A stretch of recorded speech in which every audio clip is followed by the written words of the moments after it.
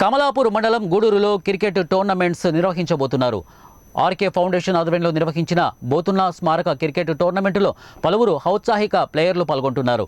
హనుమకొండ జిల్లా కమలాపూర్ మండలం గూడూరులో స్మారక క్రికెట్ టోర్నమెంట్ తహసీల్దార్ మాధవి అధ్యక్షతన ఘనంగా ప్రారంభమైంది.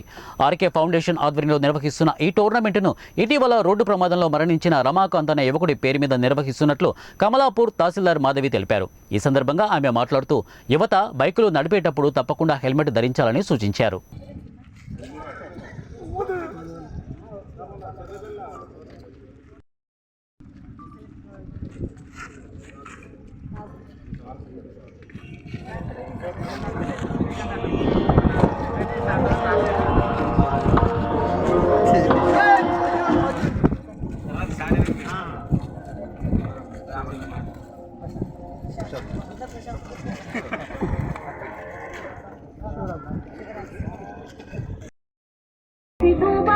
పోయి నీ అయ్యారి గోసపడుతున్నాడు, ఆడ ఈడ కాయ కష్టం చేసి